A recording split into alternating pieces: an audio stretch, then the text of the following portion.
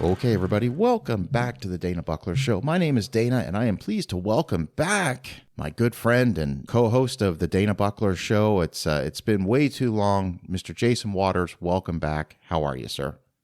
Awesome. I am doing amazing. I am glad to be here at the end of this 2024 movie season. It has been a season, that is for sure. It really has. So longtime listeners know that we do this. We didn't do it last year, but we did it the past couple years. This episode is called 2024, The Surprises, the Disappointments, and the Best. And really the way this episode is going to be sort of choreographed, if you will, is that Jason sees way more movies than I do. All right. He is a glutton for punishment. I, of course, famously have said in the past that, at the age of 18 in 1996 through to about 2013, I would go to the movies 3 times a week, every week without fail. I'd see more than 150 movies a year in the theater. I've gone twice this year. I went once last year, and it's not because I fell out of love of going to the movies. It's, let's be honest, there hasn't been a lot of stuff that's made me go, oh, I'm going to spend $40 a person to go see this. So, but on the flip side of that, my good friend Jason, he still goes to the movies a lot more frequently. The last time we did this episode, it was for the 2022 season, and you had said that you had gone to the theater, I believe, 27 times that year. Probably. Do you feel like you hit that mark this year? No, not yet. So this year I can smell the popcorn from my apartment. I live within walking distance. When I say walking distance, I mean like 200 feet of one of 2 movie theaters in town. Yeah. And I maybe went 10 times this year. That's still 8 more than I did. Well, I given what the current temperature is in the 2024 movie market, I don't blame you. I was trying to make this list before, the surprises, the disappointments, and the best. And the disappointments are much longer than the other 2 categories. That's interesting. And we had talked about this, I think it was February or March, what this movie year was going to look like. And it really lived up to, this was a year of sequels. This was a year of reboots, requels, very, very little original stuff this year. I had described it to somebody as it's like panning for gold in a river of shit. Yeah. Well said. Well said. You had to search and search and search to find a good movie this year. Now, I will give the only, I guess, grace I'll give is the strikes that occurred last year. Yeah. Ravaged the first part of this year. Sure. It was nearly impossible to find a good movie between, let's say, January and May when the summer movie season hit. Just outright impossible. But of the big movies that did come out this year, the best ones really were on streaming services, or they were only in the theaters for a short amount of time, just enough to make their nominations or be able to get a nomination for an award season. But I would say of the best movies I saw this year, none of them I saw in the theaters. Wow. What does that tell you? I mean, what does that tell you? Yep. I mean, admittedly, and I'm sure we'll go over them when we go through your list. The 2 films that I did see in the theater this year were both sequels. I mean, they were. They were. And I'm sure they're going to pop up on your list. But let's set the criteria for how the list works. So the first part of the list, or the first category, is the surprises. Now, the surprises could be something you expected to not be great, and you were like, wow, that was much better than I thought.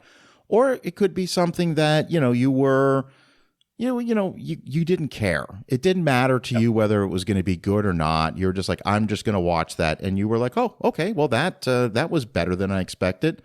The disappointments are going to be just that. A movie that you thought was definitely going to be of a higher caliber than what you got.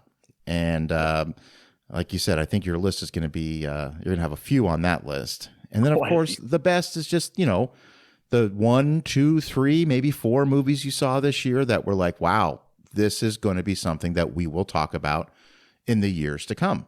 So it's exciting. I love this list. It's my favorite episode to do. I love this. So let's start. Good way to end the year. Oh, yes, I agree. So, Jason, let's start with your list of the surprises of 2024. Okay, so surprises. I'm going to go through a couple that I was really looking forward to, and that, one way or the other, I was either extremely excited about it or just left the theater going, what the was that? Let's talk about Trap. Okay, let's talk about Trap. I've seen Trap. Trap. Did you see it in the theater? I did not, no. Remember, what I saw in the theater was 2 sequels. Okay. And I remember one of those when you saw. Oh, I think I remember the other one too. Okay. So Trap is going to be our M. Night Shyamalan entry this year. We had A Knock at the Cabin last year. That's correct, yeah. I was not happy with Trap. Okay. So Trap, I looked forward to all year because I'm looking at it going, okay, this could be a continuation of Unbreakable and The Sixth Sense, or this could be a standalone. Either way, M. Night Shyamalan, something creative, something new. It's Josh Hartnett, and I love Josh Hartnett. He, pre-Nicholas Hoult kind of said, I'm not doing any Marvel superhero movies. I'm not going to play Batman. I am going to go the professional route. No big features. And it didn't work out so well career-wise. But this was his comeback. And it just fell flat for me. Okay, interesting. I'll say a couple things.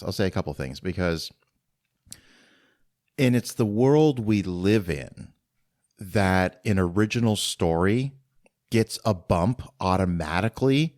Like it gets, like if the baseline is 5 stars, if it's an original story, it starts 3 out of 5 before I've even seen the movie. Yes. Because we're so conditioned now that the world, the movies we see now are just, recycled garbage. So I went into this twofold. I saw Knock at the Cabin last year without having seen the trailer. I went into that movie as cold as it gets. And what an experience. That movie really got to me. I haven't seen it since, but at the time it got to me. So Trap was something that when it became available on streaming, I rented it day one. And again, I found myself thoroughly enjoying the movie from the sense of this is original. I don't know how this story is going to end. I know what the twist is. Every M. Night Shyamalan film has a twist, and we can get into minor spoilers. The twist is there's like 40 minutes left of the movie once they get out of the concert. That's, right. To me, that was the twist. I mean, was it silly? Yeah. I mean, it was, but I found myself the entire time going, well, I don't know where this story's going to go. I don't know if he's going to get away with this. So it's compelling me to continue to watch. Yeah, the only hope I had when I left the theater in this one is maybe this is the first in a series starring Josh Hartnett, because you get to the end of it and you go, okay, there's a whole other backstory here that we're not really getting other than in flashbacks or just random news media playing in the background, or a t-shirt salesman at a concert who has more information than the narrator should have. Yeah. So there's that. But if this was part one of a 3-part, I will watch number 2 and I'll go to the theater and see it. Yeah. Well, let's just put it this way. If M. Night, like you said, if he's got an unofficial trilogy planned with this, Trap 2, I will make the journey. I will go see that in the theater. So, all right, cool. So Trapped. Let's talk about the 4th highest grossing film of the year. Okay. that would be worldwide fourth highest grossing film of the year. That at least one of my three kids was excited for. I was excited for, and that is going to be Moana 2. Okay, well, let's just start by saying I haven't seen the first one, so you can sell me on both of them or sell me on not seeing them. So the original Moana, Lin-Manuel Miranda, composed most of the music in there. Great soundtrack, great sort of formulaic plot and storyline. It's the girl as the quote unquote princess hero off to save her people. Come to Moana 2, which in these kids movies, I hate to call them kids movies, in these animated movies can go one way or the other. You can go the route of Cars 2, which is just bigger, badder, more voices, more production, and it's terrible. Or it can go Toy Story 2, where it's simple, refined, it's a planned number 2, and it's better than the original. Moana 2 was horrible. Oh, okay. I don't have the Rotten Tomatoes number on it, but it's got to be in the 50s or 60s. I'm struggling this whole movie to find some kind of cohesiveness that ties together what happened in the past to what's coming in the future. And you start thinking, you're like, all right, we've got a bad guy that we've got to go and defeat, just like in the first one. We've got some people along the way that are going to help, just like in the first one. But it never comes together, and it falls flat on its face. And merchandise-wise, I'm sure it's a hit. This movie, worldwide, made $803 million. Good Lord. For Disney, and it's crap. Let's see here. The official Rotten Tomatoes on this is 61%. 61%. Critics, 86% audiences. Ooh, really? Yeah. All right. Okay. All right. Well, I have no interest in seeing either of these films, and yet you've sold me on why I'm going to continue not to want to see these films. All right. Well, continuing on that kid's path, let's talk about the next one. I saw this one. Actually, it was before opening day. So this was on a Thursday. I saw this one. Sonic 3. Okay. Sonic 3. Sonic 3. I'm assuming you have not seen 1 or 2 or 3. Okay. So I've told this story before, but it bears repeating. And I just pulled up the numbers. Sonic 3, 88% on Rotten Tomatoes, 96% audiences. Okay. I am in Los Angeles, 2020, early March of 2020, pre-pandemic. All right. Like days before the world shuts down. And I am with, I'm in a Rolls Royce Ghost. I don't roll this way, but I happen to be traveling in one. And the gentleman I'm traveling with he does P&A financing, prints and advertisement financing for several films. So to say he's in the business, he's in the business. Right. And he's a buddy of mine, and it's the reason I was out there. And, there are billboards for every kind of movie and TV show, especially on the Sunset Strip. You can't miss them. And we were traveling on Sunset, and we got behind a city bus, and on the back of the city bus was a one sheet for the original Sonic movie. And that happened to be the weekend that it came out. And I kind of commented to him, I said, I can't believe that movie made $68 million its opening weekend. And he looks at me with kind of like a confused look. He goes, really? You can't believe that? I knew it was going to happen. Everyone loves a little rascal. That was your litmus test? That's how you knew this thing was going to be successful? Everybody loves a rascal? Everybody loves a rascal. Apparently he knows the business better than I do, because he's quite successful in it. But I stand corrected. Apparently these movies make a ton of money. I still haven't seen any of them, though. So I will say Sonic 3, I was drugged there by my youngest, 7 years old. I saw Sonic and Sonic 2 in the theaters with them.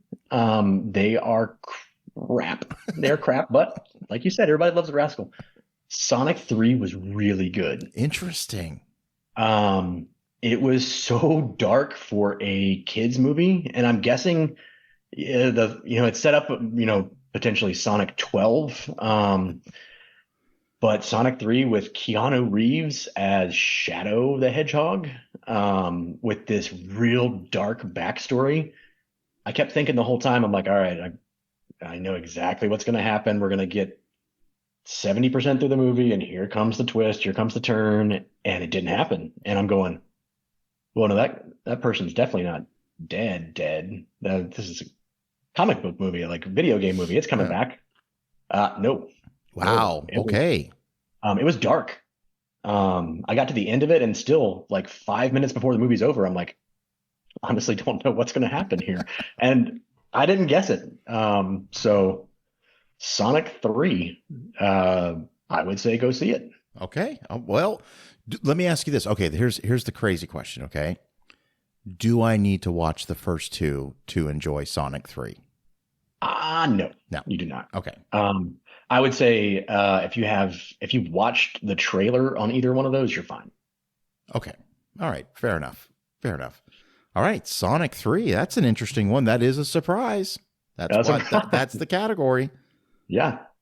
Next surprise that I know, we had talked about this, I think, in March. Ricky Stenicki. Yes. Did you see it? Yes, I did. I finally saw it. Okay. And we just released an episode, the end of the year show, where I had Bill Cersei and Jess on, where I had them kind of talk about their movies of the year. And that's the subject of that movie came up. And I want to wait to hear your thoughts, but I have some really interesting thoughts on the movie. I loved it. Yeah. I think it was hilarious. I think if you were to look at the actual ratings on it, you would probably not watch it, but just seeing what John Cena can do, the guy's hilarious. And half of it's in the writing, half of it's surprisingly in the direction. But I really enjoyed that movie. It has a good pedigree. It's a Farrelly Brothers movie. I mean, we're talking Dumb and Dumber, something about Mary Kingpin. I mean, for our generation, we grew up on their brand of comedy. Here's what I'll say about Ricky Stenicki. Did not see it in the theater. There was no appeal for me to go see it. But I finally, after talking to you and a few other people had mentioned it, I sat down and watched it. And look, basic plot of the movie is you got three lifelong friends. Every time they get in trouble, they blame it on their imaginary friend Ricky Stenicki. And we're talking like serious things like houses getting burned down and all kinds of stuff. But they're now all adults. They're all in relationships, and anytime they want to get out of something, they have this imaginary friend. Well, without spoiling anything, shit goes really wrong for them, and they have to produce this Ricky Stenicki. He's got to be there. So they've got to find basically an actor, and you mentioned it was John Cena. Here's what I'll say: I was not really digging the movie until John Cena became Ricky Stenicki.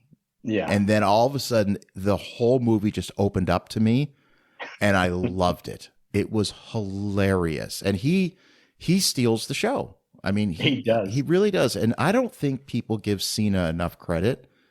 No. He's great. He really is. His stint last year at the Oscars with that nude suit. Yeah. I mean, he's kind of like Channing Tatum. He's got that just charisma that just leans itself right into comedy. Did you watch Jackpot? No. Okay, so Jackpot, it's on Amazon. It's Awkwafina and John Cena, and it's directed by Paul Feig. So there is, it was an under the radar movie. It's rated R, which I love. It's basically in a dystopian state of California, 2030.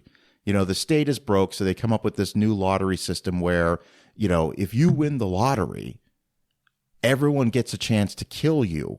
And if they kill you, they win the lot. They win your jackpot. And so John Cena plays a character whose job it is for 10%, Like Aquafina, this is all in the trailer. Aquafina wins the lottery. She wins $3 billion, and she's got to survive until sunset. And Cena comes in and says that he'll protect her for 10%.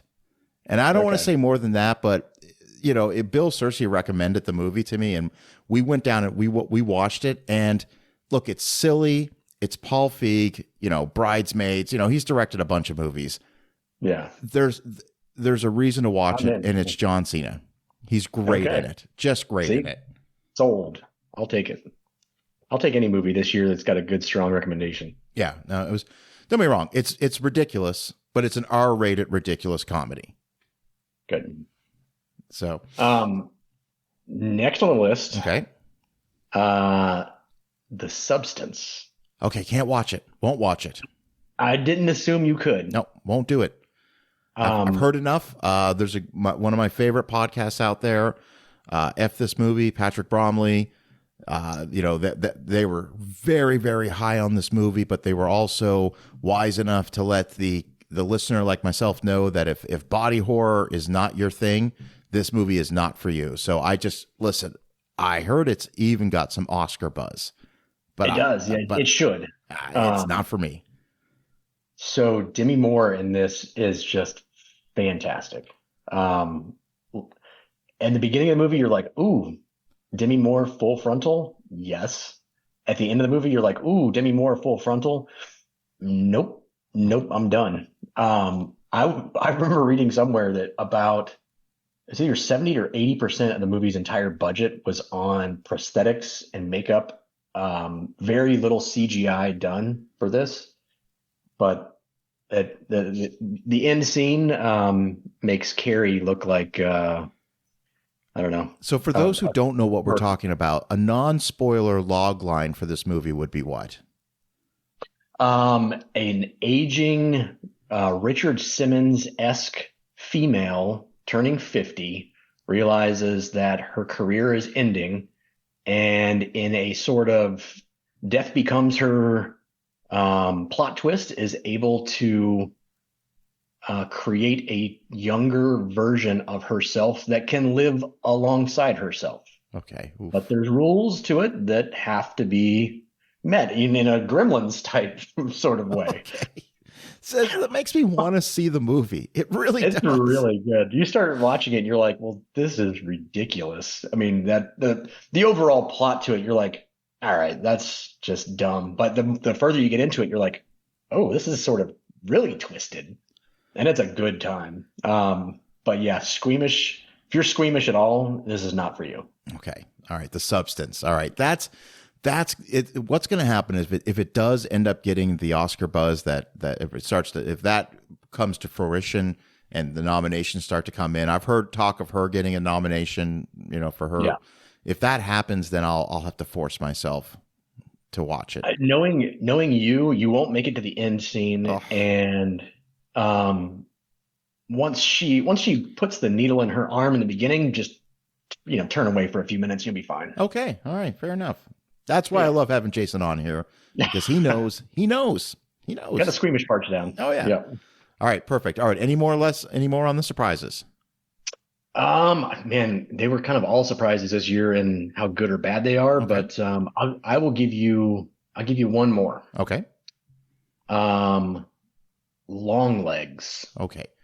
Haven't seen it. Nicolas Cage continues his, one for us, one for them type of career. I've heard nothing but praise for this movie. Where do you stand on it? I really liked it. It was one of those that I had been anticipating for a while, and I didn't catch it in the theaters, but I did. I think I actually own it now. Absolutely love it. Dark. This was actually, if you're a fan of horror, if you're a fan of dark suspense, man, this was your year. Because I honestly think when everything went on strike last year for what? It was July through November. Yeah, it was a while. Yeah. I mean, I would imagine producers and directors got together and they went, what could we cobble together and make that we can start at the end of the year and have it out by October? They just went, let's do horror. And that's what we got the majority of this year. Horror's a surefire thing. Horror's cheap. It's always cheap to produce, and I mean, it's a moneymaker. Yeah, and they're fast because no one's expecting 3 hour. No one's expecting a Wicked time run on a horror. You're looking at maybe an hour and a half to 2 hours maximum. Okay, all right. So, long legs, yeah, absolutely recommend. Okay, perfect. Let's get into some of the disappointments on your list. Oh boy, where do we start?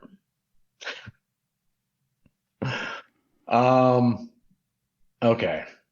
So can we just start with Glenn Powell? Yeah. And everything he did this year. Okay. Twisters. Terrible. But you know what? Terrible. But here's the thing. All right. If I'm watching a movie at home, all right. If it's free, maybe. Yeah. Like if I'm not paying to watch a movie, I'll watch it. And if I know what I'm getting myself into, all of a sudden it will be, is it watchable scale? Movie's not good. It's not good. Yeah. But I'll say this. I said this in the end of the year episode. Objectively, the original Twister is not a good movie either. Objectively, it was amazing CGI at the time. Take ourselves back to 1996. We were there to see the tornadoes. But the whole thing, if you think about it, a little hokey. That was my thoughts on revisiting the film. But it was one of those, it was hokey but plausible because you're looking at it going, well, maybe they could stop tornadoes. Yeah. No, has anyone ever tried? Nah. Well, yeah, you got Glenn Powell shooting fireworks into tornadoes and fire tornadoes and everything. I found Twisters to be perfectly watchable. I thought it was. Yeah. I'll put it this way. I didn't hate the movie. Yeah. Okay. Like I thought I would. Did you see The Hitman though?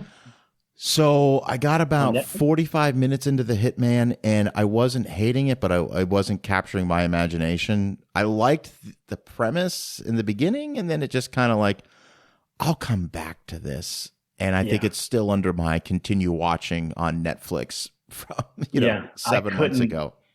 I couldn't make it to the end. I got about that point where you're 70% through, and that's usually my break point right there. Is I go, all right, I'm going to push through and watch this, even though it's kind of off because I want to know the ending. That one I just went, I don't really care how it ends. I'm not invested in any of the characters. They can all die, and I really wouldn't care. It's a Linkletter movie, so I'm going to give it a chance. But now I ask myself the question with Richard Linkletter. So he did the Before trilogy. Great. Mm-hmm. He did Dazed and Confused. Amazing. Yeah. Boyhood, good. I think that movie gets more praise for the 12 years it took to make the movie. I was going to say the longevity than the actual film itself. Other than that, I don't know. Yeah. But there's certain directors you're just going to start the movie because of who they, who it is. Right. Like there were like 9 movies this year directed by Rennie Harlan. Yeah. That I think I caught 4 of them. It's the best though. You know what? Let that man keep making movies. Yeah, exactly. All right. So next on the list, we'll spend 2 seconds on this, just enough to piss you off. Okay, go. Roadhouse. Okay. All right. Listen, we're going to spend more than 2 seconds. All right. Okay. Anyone who knows me knows that the original Roadhouse is an all-time favorite of mine. Okay. Yes. Do I think it's the best movie ever made? No, I'm not an idiot. Okay. It's a terrible movie, and I love it. It's a good movie to love. I mean, I do it for dinner and a movie. I've done it 5 times, sells out every time. It's the best. Yeah. It's the best because it takes itself serious. In 1989, a year after Die Hard has already come out, and we're already entering a new phase of action films. That being said, I had no business seeing the Roadhouse movie, the remake. I did not want to see it. However, we talk about directors. I like Doug Liman. Doug Liman is a master. I like him. Swingers, all-time favorite. I love Go from 99. All right. Edge of Tomorrow. These are good movies. So the fact that Liman was directing meant I was going to watch this movie. And, the thing that bothered me the most about it was you just had to call it Roadhouse, didn't you? You had to call it Roadhouse. They called it anything else. Call it something else. And we're not having the discussion in the way that we're having the discussion. I didn't hate this movie, Jason. I didn't hate it. You didn't hate it? No. Really? No, I didn't hate it. I was watching it from the standpoint of, I wasn't even trying to compare it to the original. I was like, you know what? Just watch it. And Lyman's good. He's a good director. He is good. I hated this movie though. I did. I tried my best again to separate it. Like this year, we also got a reboot of Don't Tell Mom the Babysitter's Dead. We did? I didn't even realize that. Exactly. Which is how this one should have ended up as well, with Conor McGregor in it. I mean, Roadhouse to me was it was terrible. I forced myself to make it to the end of this one. Can we talk about the Don't Tell Moms the Babysitter's Dead? Where is that? I don't want to think I want to watch it, but no, I think it went straight to, I mean, this year was also the year of straight to streaming. Yeah. Most of the big hits, either Amazon, Netflix, Apple TV came in big this year. But yeah, Don't Tell Mom, Babysitter's Dead. I'm not even sure who's in it. Sounds like something that would go on Peacock. It just seems like a Peacock title. The original Don't Tell Mom the Babysitter's Dead, objectively not a great movie. I love it. No, exactly. Yeah. Christina Applegate in that movie. Good God Almighty. Yeah. The movie is market. If you watch the trailer for Don't Tell Mom the Babysitter's Dead, the original one, it's not the movie you get. No, not at all. No. But good. I'm right on top of it, Rose. I still know that movie. I'm such a dork. All right. Boy, where else to go with the terrible ones? Oh, keep going. I want to see if any more of me. Megalopolis. So much to unpack there. So you're the one that saw it in the theater. I did not. I couldn't. Oh, okay. I couldn't. Before it even came out, everyone had known that this was a passion project of Francis Ford Coppola for decades. That I remember seeing or remember hearing that it was finally in the works. I guess he sold enough wine and decided to self-finance this movie, and he just went, cool, we're going to get the unabridged Francis Ford Coppola, passion project of his whole life poured onto the screen. Let's go. I'm excited. Let's go. All right. Oh, and I graduated. I got my degree in classical archaeology. So Greek and Roman art and archaeology and politics. This is the Roman Empire as the United States. And it's terrible. It's terrible. How though? How? Tell me. Well, okay. So I haven't seen it. 2.5 hours. Somewhere in that, is that the runtime? I'm assuming it's got to be at least that. It's about 11 hours, or it feels like 11 hours. No, it's about 2.5 hours long, and the plot is lacking. This not so much the CGI, the screen or the art direction, cinematography is great. There's just terrible acting, terrible story. It's difficult to follow. If he had tried to break this into like a 3-parter, maybe. If it tried to follow some kind of Greek, formula on the acts, maybe. Wow. It's just terrible. How far into the film before you realized you had a lemon on your hands? Well, so I didn't see, I will say this, I didn't see it in the theaters, mainly because of how bad the reviews were. Yeah. I want to say the last time I even saw the Rotten Tomatoes, it was in the 60s. Yeah. So that seems high. And I'm not sure where it ended up, but so I went into it expecting a turd, and I was about 30 minutes in where I went, this is going nowhere. And I've got 2 hours left to go, and it's not good. Okay. Definitely a disappointment given the amount of anticipation for it. With Coppola, his career has always been interesting to me. So obviously, we do The Godfather, The Conversation, The Godfather Part 2, Apocalypse Now. I mean, wow. I mean, you could retire on that and just be like, you know what, case closed. That's Done. one of the best Yeah. directors ever. 80s is all over the place. Outsiders is great. Peggy Sue got married. Then you get into Tucker, and then of course, famously, The Godfather Part 3, which he didn't want to make. Yep. But he was so in debt that Paramount basically said, "We'll get rid of you. We'll pay all your debts off. Just make another Godfather movie." And so polarizing. There's two camps on that. It's love it or hate it.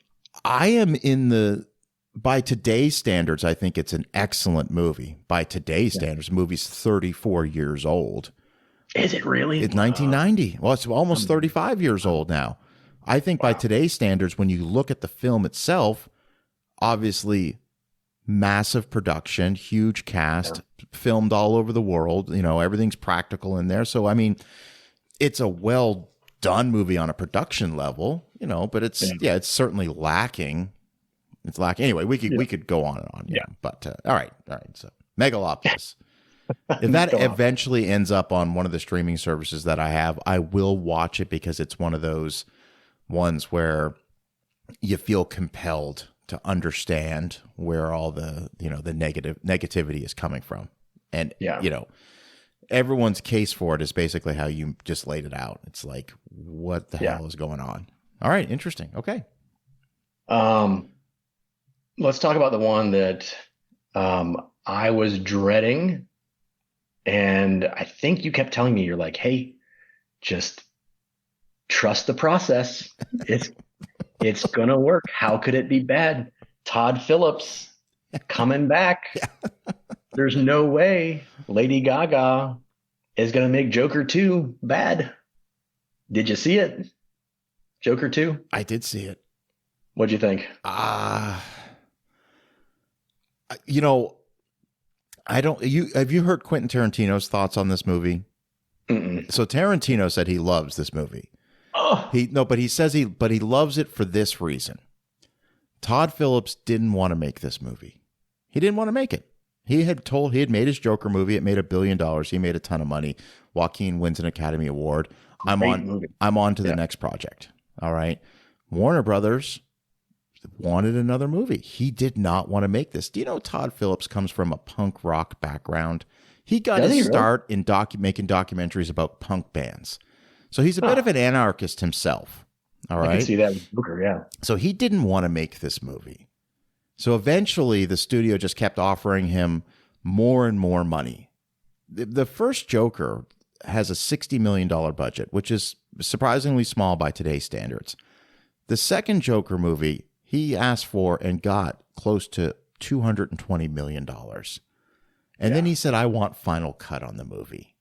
And they said, you can have whatever you want. So Todd Phillips, from the way Tarantino breaks it down, I'm not saying I agree with this, but it's definitely food for thought.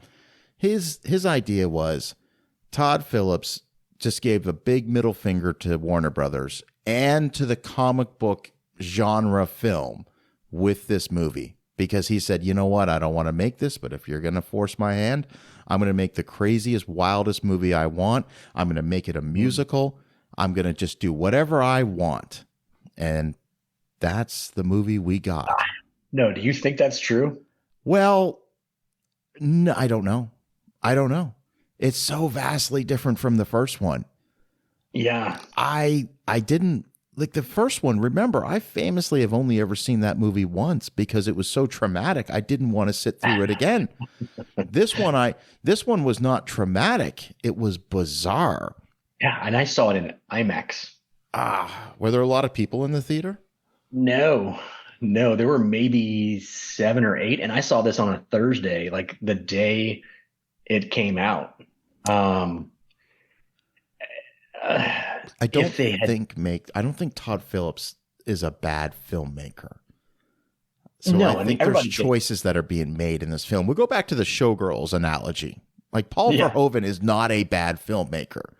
Yeah. Did he purposely make a bad movie? I would, I don't think time will meet this one out to his benefit. I think right now the Rotten Tomatoes on it is 32%, which to me is very generous. I think most estimates are that this thing lost $200 million Oh, for easily. Yeah. I mean, without even getting into marketing, because it only made $200 million worldwide.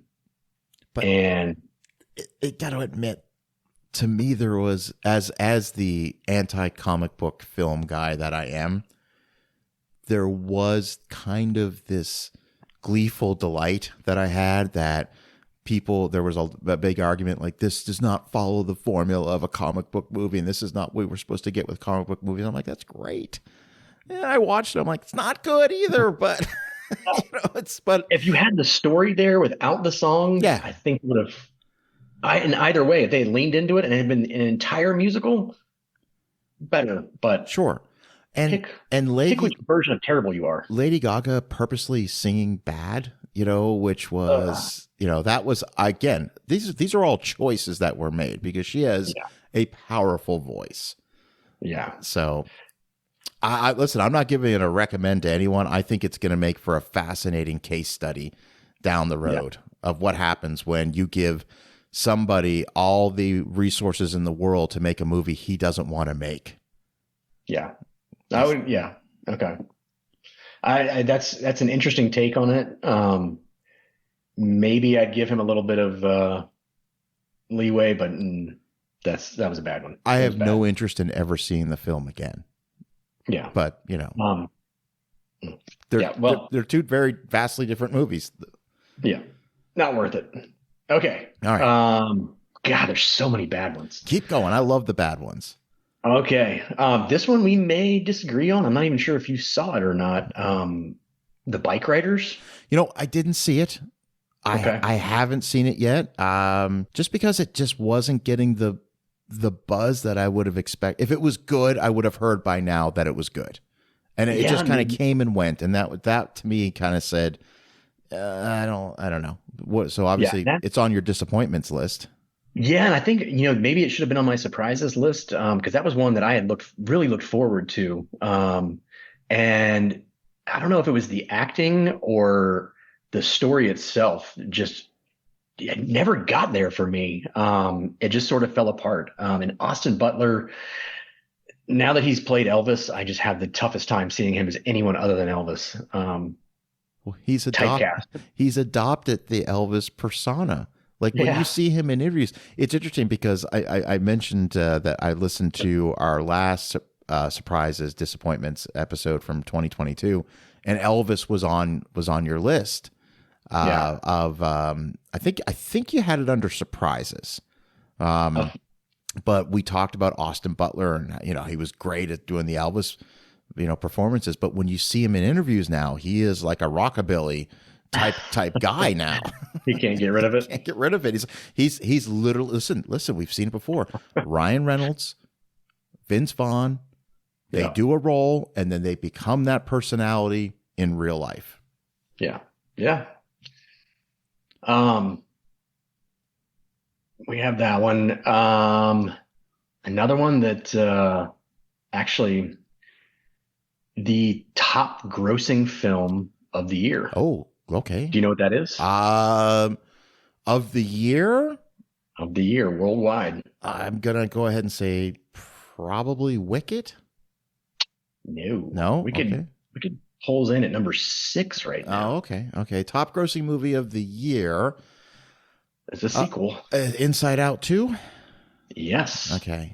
All right. Inside Out 2. Did you see it? No, I didn't. I haven't actually seen the first one. The first one was actually pretty good. You probably grew up in the world that I did with Herman's Head. Yeah, absolutely. Yeah. I love that movie or that show, Herman's Head. Used to come on right before, right after The Simpsons. Oh yeah.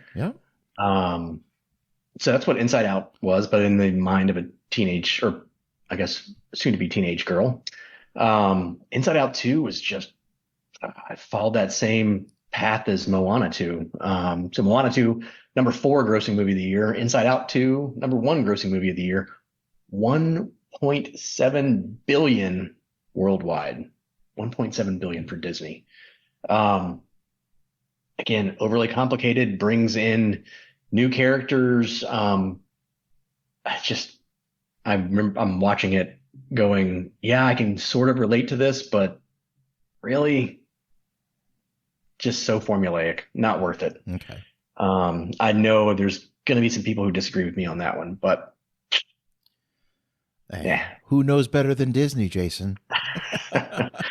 I want to say they're in their top two grossing films, they had more than the next five combined. Sure. So Disney, they've got the formula down. All right. More disappointments. Well, there's one that's on. There's a big movie that came out this year that has not made your surprises or your disappointments, and it's a Marvel movie, and I'm worried that it's going to be on your next list.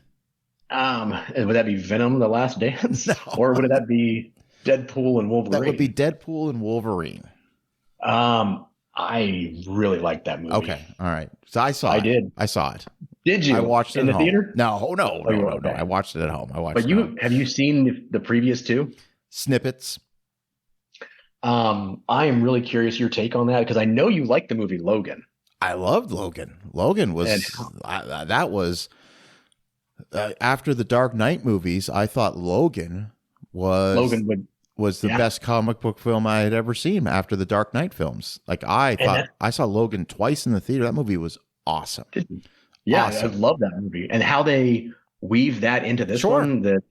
That Logan was I forget what they call it, the prime being or the. I've already forgotten, but so here's my take. Okay, I go into Deadpool and Wolverine because I want to I'm curious. The first official R-rated Marvel, MCU movie of the and I went into it with a who gives a shit attitude. Like, who cares? I'm not going to know who half of these people are. I'm just not. They're going to be callbacks. There were some fun moments, like the Chris Evans reveal, but he's actually from Fantastic Four. Like that, like little shit like that. I chuckled.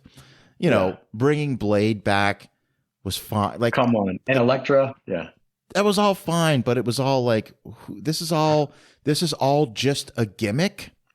Yeah. Because they're not going to move forward with standalone movies for Gambit or Blade or Elektra or any of that shit. They're just not going to. The whole movie had their day in the sun, except for Gambit. But So this movie, I best describe it as a Spencer's Gifts type of movie. You go into a Spencer's in the mall and you just laugh at all the shit you see in there, and then you don't buy anything and you walk out.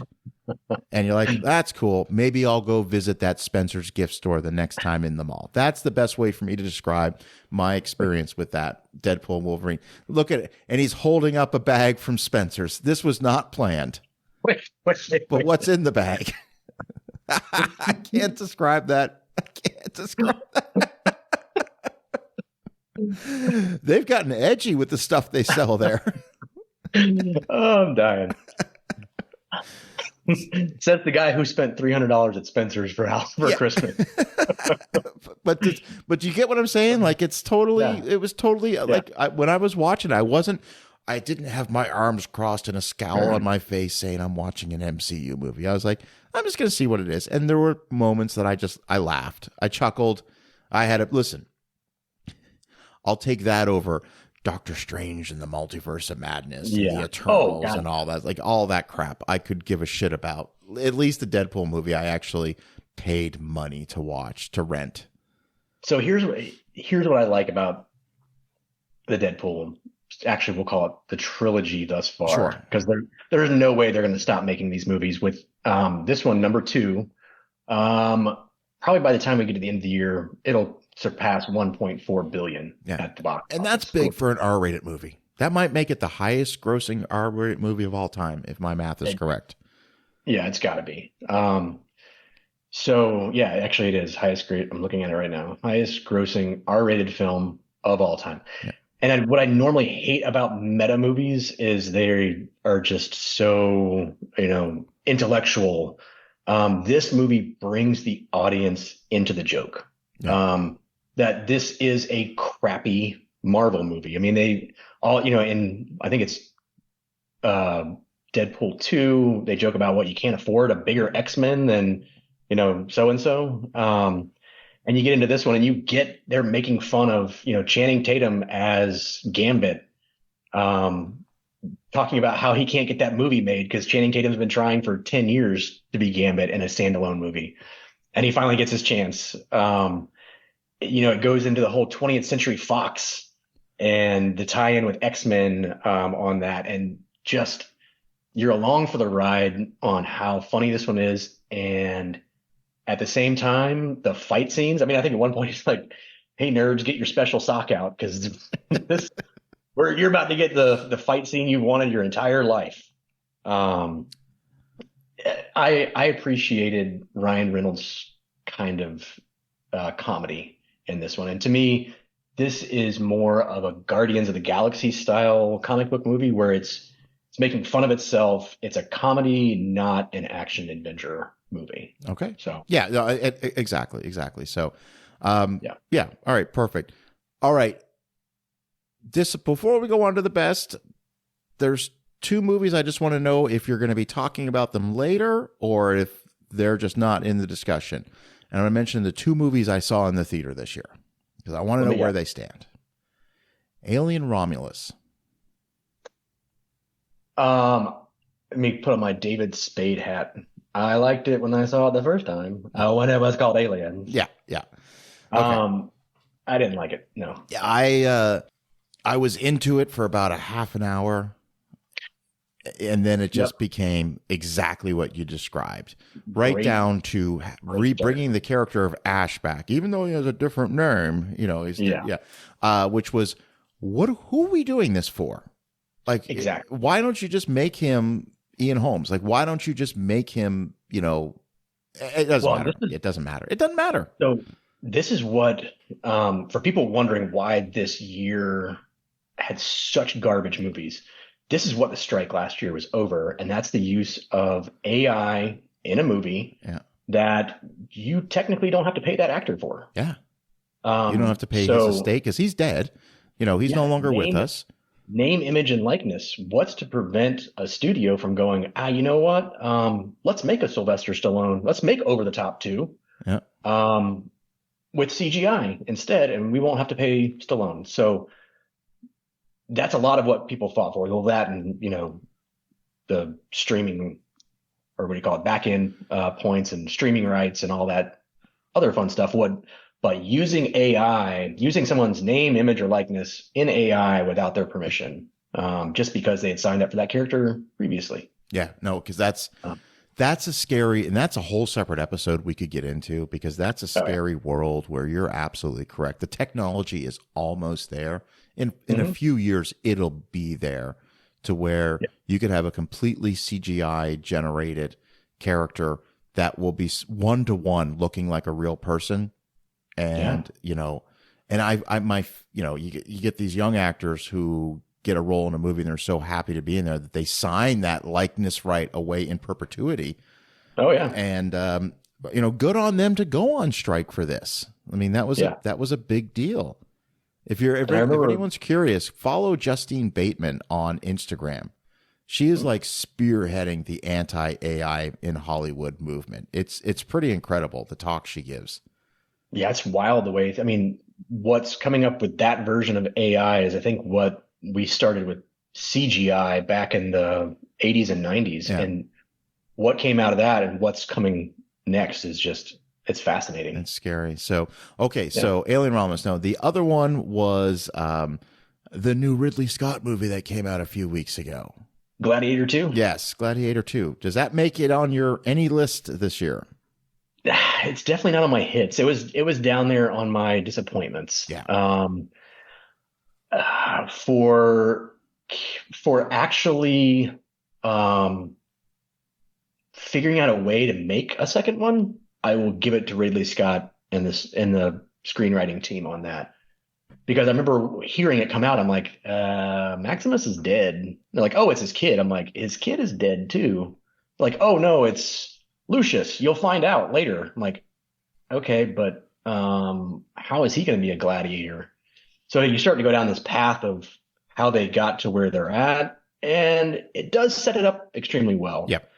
The only bright spot in this entire movie to me was Denzel Washington. Um, but by the end of it, I think even Denzel Washington, when he pulls that head out of the bag, you're like, oh my God, really? This is where we've gotten? Okay. So everything. Well, I saw this in the theater. I saw it at Epic Theaters, their version of IMAX. So the most optimal setting. And while watching the movie, I was very thoroughly engrossed because I think Ridley Scott is a great director. And I was completely engaged in the film. And then walking to my vehicle with Jess, when we started to talk about the movie, is when it completely collapsed. Like the whole thing just collapsed on me. And I said, we have a Todd Phillips Hangover 2 situation going on here. Beat for beat. Like you're basically the same movie with different characters, but it's the same movie. Our hero is fighting a big battle. He gets captured, forced to become a gladiator, has to fight for his freedom. There's even a plot to rescue him, which gets foiled, and then he has to. It's the same movie. Now, the problem But there's sharks. There is sharks. Spoiler alert, but there is sharks in what is the most ridiculous scene in the film. The problem, I think that's where it lost me. The rhinoceros scene was pretty great. I enjoyed that. The CGI baboons were not good. They looked like crap. No. But here's the problem. And I pose this question to you. Gladiator 2, the first Gladiator doesn't exist, or somebody hasn't seen the first Gladiator and they watch Gladiator 2, I think they're going to be entertained. Because I think it's an entertaining film. Yes, it is. But the problem is, it's the pedigree again. Like that first Gladiator there's a reason it won Best Picture. There's a reason it's a classic. I don't think Gladiator 2 is a bad movie. I think it's a really well-made movie. It's just everything that's wrong with Hollywood right now. Yes. I don't even know how Ridley Scott came up with the idea to make a second one. If he went, you know what? I didn't get my full story told in Gladiator, and I really want to tell the other side of that story. Where was that story? Yeah. It was very long. It was overly complicated, with 1, 2, 3, 4 villains, maybe. Yeah. I like the 2 emperors. I like their characters. I thought the actors were good. Yeah, and then you get to the end with the monkey, and I mean, like you said, it starts to fall apart when you look at it separately, and you go, okay, well, the shark scene was kind of crazy, and then there's the monkey scene, and then there's the other monkey scene, and then there's the other monkey scene. Here's how much I didn't care about that one. It didn't even make my list, and I've seen it. I saw it 3 weeks ago. Yeah. That's how insignificant it was. I was just kind of like, okay. The movie would have got a higher grade from me if at the end, and spoiler alert, everybody, skip ahead 30 seconds if you don't want to hear this. Not much of a spoiler. When the opposing army comes to take over Rome, show me that battle. Yes. Show me that battle. I've paid my $16 for the movie ticket. All right. Show me, if you want to go out on top, show me this crazy battle at the end, and we don't get it. Yeah, the Braveheart style battle. Yeah, show me that. Show me that. Yep. So, all right. Well, let's go on to the best for you in 2024. Okay, I'm hoping you've seen some of these. All right, let's go. But this is why I love having you on the show to talk about these things, because over the years that we've done these episodes, you've recommended movies to me, and I watch them. I get back to you. I'm like, so glad you recommended this movie. So this is a service for both myself and the listeners out there. All right, so let me start with one that is very difficult for some people to watch. Okay.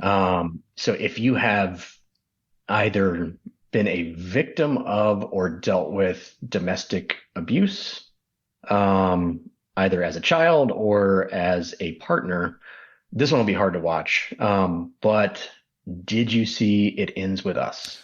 I have not, and it's again, it's on a short list for me. I've heard nothing but praise. Wow. This was one of those movies that I did not see it in the theater. I caught it on Netflix, and I remember I forget. I think I was going to the movie for Joker 2, and I kept seeing all these posters for it, and I went, Blake Lively, what is going on with this movie? It just it doesn't catch you if you were reading just a snippet of it. It doesn't sound like it's something that you'd be interested in. Apparently, it was a fantastic book, and I could see that. But the story in this is fabulous. It's Blake Lively as a domestic violence survivor, navigating her love life essentially. And the acting in it is fantastic. The screenwriting, I mean, the dialogue is fantastic.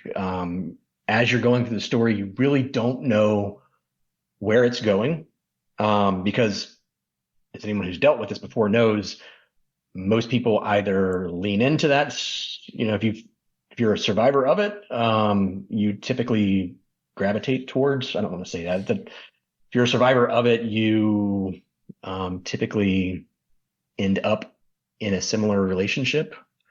So watching her kind of go through the motions, I've talked to people who have dealt with this in the past and watched this movie, and it just devastates them. Wow. So that is the kind of movie that I want to see, full of emotion, full of story, full of heart, that just tugs at you. And it's a high recommend. Okay. And that is available on Netflix. It's on Netflix right now. Okay, perfect. Yep. Perfect. Then I will definitely, all right, perfect. All right. Okay. Next one, that I was a little nervous would happen this coming year if the election had gone a different way. Civil War. I have seen Civil War. I actually really like that movie. Yeah. No, I think it was. Let me start by saying that I've seen the movie twice. The first time I saw it, I think basically the marketing campaign would have you believe that it's a much different movie than what you actually see. And so I was expecting, I knew it had a smaller budget, so I wasn't expecting, Michael Bay level action sequences, but I was expecting a different film. And then when I sat down and watched it a second time, knowing, what the film was going to be, I was more gripped. I found it more gripping the second time I saw it. I applaud the movie, and this is an issue for a lot of people. A lot of people are upset because it doesn't tell you why. It doesn't tell you the who's and the whys. It just is, and that is masterful storytelling. If you decide to take a side, then half of the people out there will tell you. It is sort of a choose your own adventure story. Yeah. So the fact that was it Texas and California that had the alliance, or Florida and California? Yeah. That tells you everything you need to know. Yeah. It tells you everything you need to know. You're like, wait a second, whoa, Texas and California are united? So, your thoughts on the film? I thought it was outstanding. I give high praise to it. I think the direction in this is just absolutely fabulous. I think that it is, in the vein of Idiocracy. It's one of those movies that I remember watching it going, we are not that far off from being here. We're closer than a lot of people realize. Yeah. That if things had gone differently, I could have seen I don't see California and Texas, and I think they intentionally did that because you pick two states that are polar opposite coming together. Yeah. But I could totally have seen several states getting together, seceding, and this being a documentary. Yeah. Um, The most poignant scene, the most powerful scene is the scene that involves Jesse Plemons, where yeah, you don't know who his character is. You don't know if he's part of the United States Army, if he's he's one of the rebels, or he's one of the, you don't know. But his asking the question of, oh, you're American? What kind of American? Is something that I think, unfortunately, we see that today. Oh, really? yeah. Oh, yeah. What part of America are you from? Because you've got an accent. It's terrifying. It was terrifying. Yeah. Absolutely terrifying. Yeah.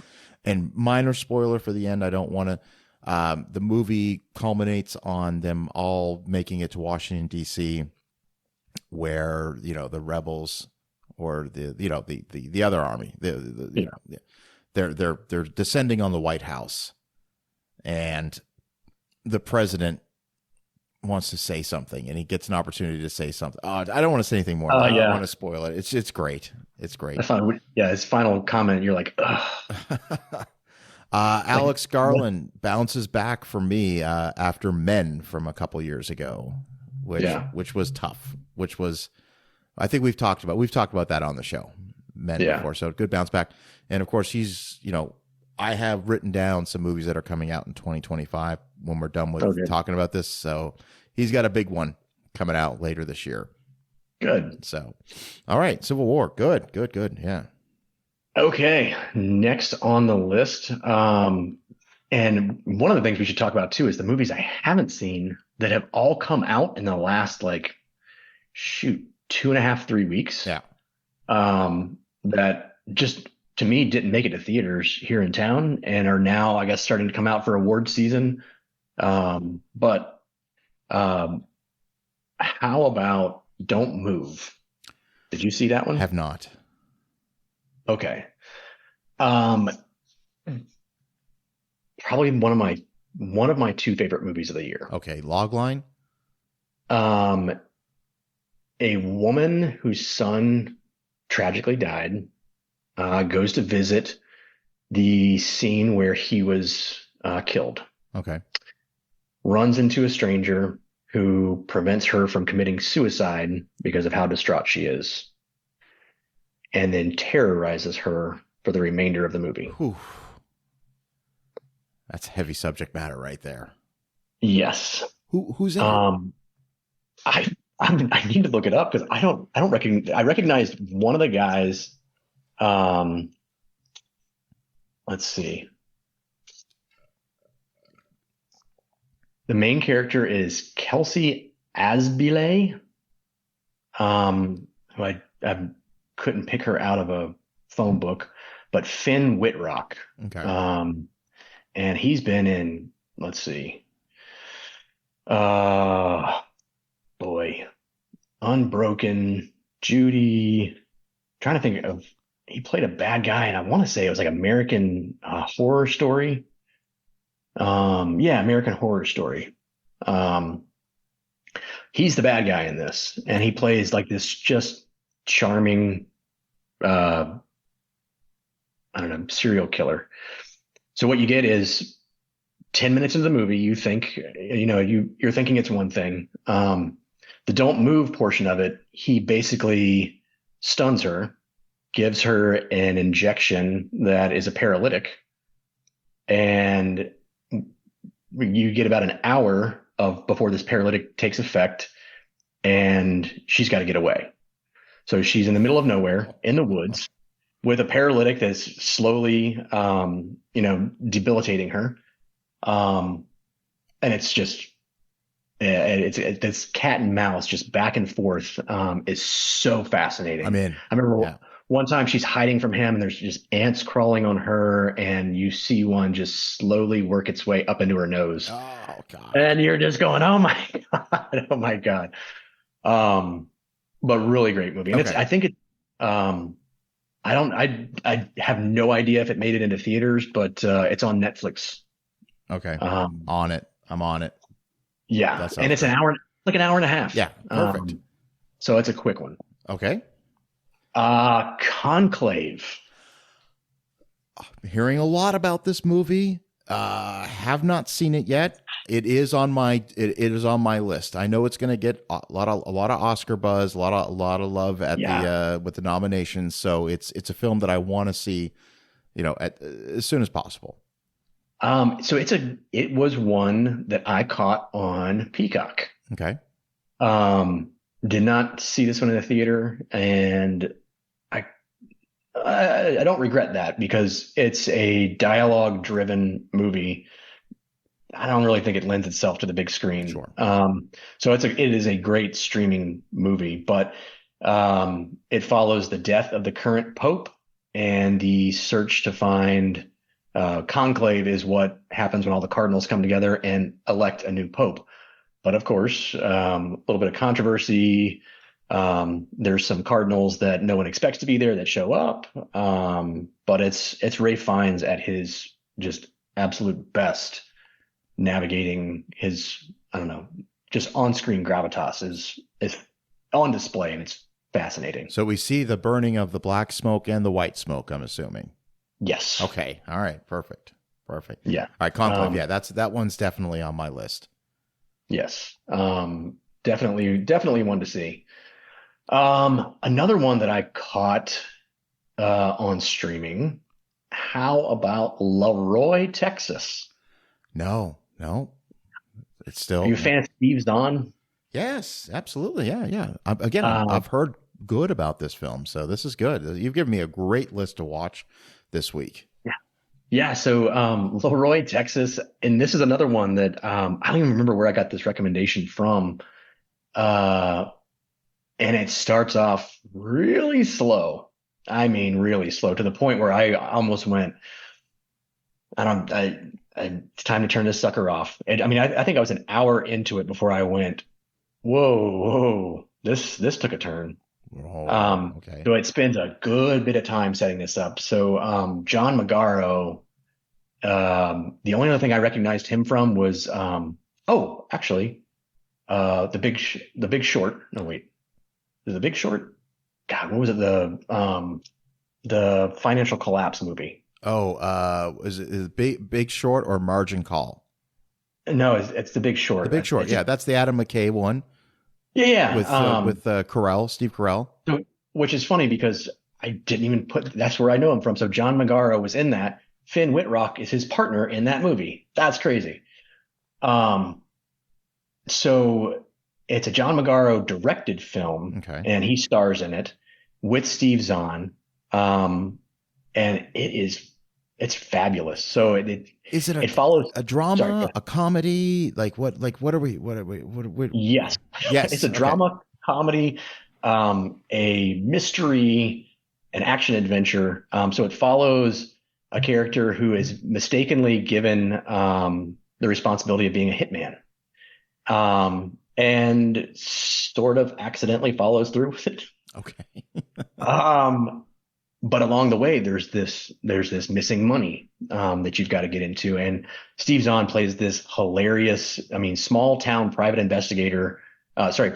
detective. And when he hands out his cards, he's private detective, and one guy gets it and he goes, "Yeah, you spelled detective wrong." Yeah. So, but in Steve Zahn, that, damn it, man, really? So the majority of the movie is trying to find out who hired whom to kill this lawyer. Why was he killed? Who's having an affair with who? Who's embezzling money? And then you start to, they have these interactions with the characters, and you go, okay, so now it makes sense. And then 10 minutes later, they interview someone else, and it's like, whoa, that whole setup was just BS. It wasn't that, it's a whodunit, but in the wildest fashion. And if you can guess where this movie is heading, you deserve the Oscar, because I still, 5 minutes before it was over, I still couldn't guess. So, okay. If you can find it out there, it's definitely worth watching. Okay. I'm on it. Okay. Perfect. So next on the list, and this one I think is going to be a little bit polarizing. Okay. Beetlejuice. Okay. Interesting.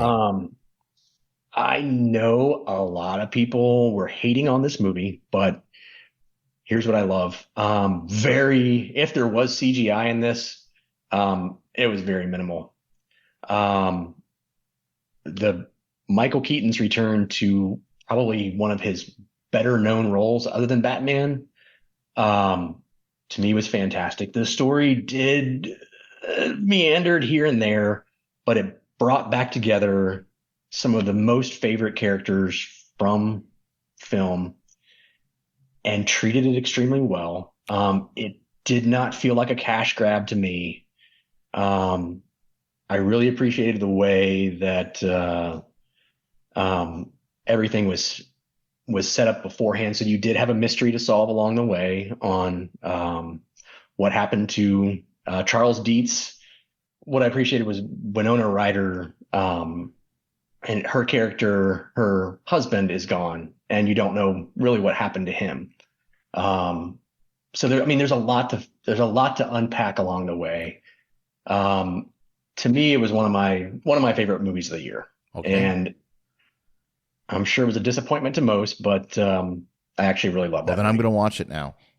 All right. So before we get into your favorite of the year, if you got any more on your best list, let's just do a quick honorable mentions. So I don't have, let's see, on my best list, The Beekeeper. Yeah, I like that. Okay. Actually, really Monkey Man. enjoyed that. Monkey Man, I haven't seen yet, but I'm hearing good. Monkey Man was not bad. Juror number 2. Probably my favorite of the year. Wow. Yeah, Okay. There was not a movie this year that I was more like strapped in and wanted to know how this movie was going to end. The hook of that film, we always have movies that ask yourself the question, what would you do? Yeah. Okay. And this is the ultimate, what would you do? Yeah. So other than that, I have a ton of movies that I'm dying to see. Sure. The new Bob Dylan movie. Yeah. With Timothy Chalamet. Dying to see that. Anora. Yeah, I have Sean Baker's new movie. I have not seen that yet. So, okay, so we're not going to say your favorite of the year because there's still movies you need to see. But of the films you've seen so far this year, where are you putting it at the top? Understanding that this is subject to change because there's still a few more you haven't seen. So we're not going to hold you to it that this is the best movie of 2024. So to me, the best movie, the one that held up to the hype, held up to the scrutiny. The acting was there, the directing was there, the production was there, the story was there, the screenplay was there, everything was there for it. To me, was Wicked. Wow. Okay. I am not a fan of musicals. Know that. So know when I give you a recommendation to see Wicked, that is with the highest skepticism to go see it because I normally abhor musicals. Wow. This one was great. This one caught me by surprise. Your recommendation, that is. Not, I haven't seen the movie. It is the only downside to this, and I'm sure it'll play itself out in the follow-up, the second movie, or the continuation of it. It is long. That's what I've heard. And I mean, at some points, it's unbearably long. If you were to have seen this in the theater or are joining these sing-alongs that are now coming out, which is why the box office for this is still climbing, it is definitely over 3 hours. I want to say like 3 hours and 15 minutes long. Why they couldn't have broken that into the second part, I'm not sure. But overall, Wicked to me was the best film of the year. All right. Well said. Well, then I'm going to have to watch it. I will. Yeah, I will. Definitely worth it. Before we wrap things up, where this episode is coming out on January 1st of 2025, there's an article on RottenTomatoes.com that I wanted to just share real quick because it says there's plenty of super heroic action blockbuster thrills and family-friendly fare, but also some noteworthy indies and potential gems to look forward to. So here are some movies that I have got my I call it the I might watch that. Okay. We have Mickey 17. This is Never the new heard. Robert Pattinson film. Looks good. Oh, yeah. I Yeah, saw the okay. trailer for that. Yeah. A movie that I will probably see in theaters, even though it is a sequel, because the first one was so ridiculous. Den of Thieves 2.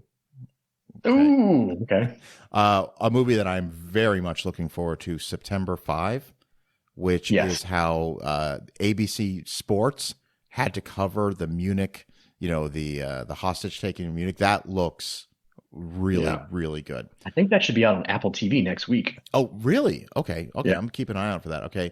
Let's see what else was on here. Flight Risk, just because. Mark Wahlberg, Topher Grace. How can you not? Coming down the list here. Paddington in Peru. I know that's not an indie, but I'm sorry. Paddington 2 is one of the great movies of all time. So let's see. Going here, I already talked about Mickey 17.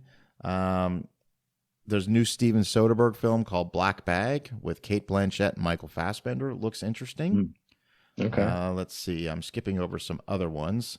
Let me tell you the ones I'm skipping over. Okay. I'm skipping over Snow White. I'm skipping over a Minecraft movie. I'm skipping over Thunderbolts. All right. I'm Lilo and Stitch, the live action.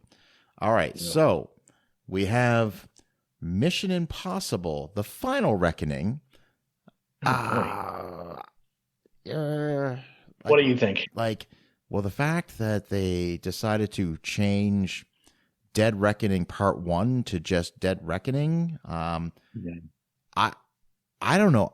I don't know. I think I tell you this, I am dying to see this movie. Yeah, I mean, I'm gonna see it.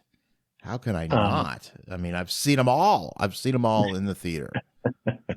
All right, let's see. Skipping over Karate Kid Legends, because once again, that represents everything wrong with contemporary cinema. Let me see what else we got here. How to Train Your Dragon. Nope. All right.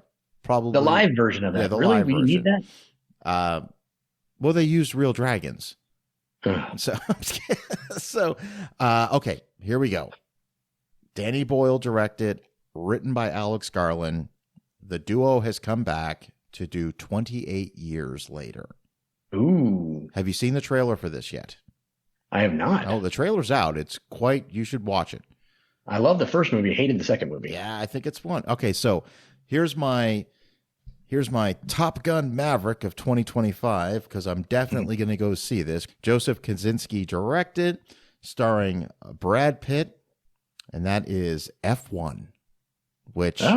have you seen the trailer for that? No. Oh, Jason, watch this. So this is going to do for Formula One racing what Top Gun Maverick did for naval aviation. This is all practical, shot hundreds of hours. Brad Pitt's really driving the cars, although he's driving Formula 2 cars to make to look like Formula Ones, but he's really doing the driving. Looks fantastic. All right. Here's some movies that are definite skip for me. Jurassic World Rebirth. We're still doing this. This one's going to have Scarlett Johansson and Mahershala Ali in the film. Superman. Really? Superman. You saw the trailer for that? That movie looks like garbage. It does. It looks like a CGI shit show. We get crypto, which I really appreciate. But yeah, it does not look good. It does not look, and it's so funny to watch. Go ahead. I'm sorry. In the trailer, that John Williams Superman theme. It was awesome. And the guitar, I'll take that. Here's the thing. It's so funny because I watch way more YouTube than I should at my age. It's so funny to watch all the YouTube movie influencer, pages, and they're all singing this is the Superman trailer I've been living my whole life for. This reminds me of my father. Like this movie, movie looks awful, and I'll catch some hate for that, but I don't care. It doesn't look good. It was interesting until it showed me all these stupid CGI characters halfway through the trailer. I said, I'm out. Yeah. All right, going down the list. The Fantastic Four, First Steps. Really? Because I feel like this is like the fifth movie. All right, The Bad Guys 2. All right, skipping. All right, now we're going to get into some movies that have got me going, maybe. Yeah. All right. We have The Naked Gun reboot with Liam Neeson. Really? Yeah. Ugh. So to be determined, because Okay. that scene he has in Ted 2 when he's buying the tricks, the cereal. Are they really for kids? That is the funniest part of that entire movie for me. Yeah. We have an untitled Paul Thomas Anderson movie starring Leonardo DiCaprio and Sean Penn. Oh, damn, I'm in. Okay. Untitled. Who cares? Yeah. We have Saw 11. Oh, God. Okay. We have the biopic on Michael Jackson called Michael.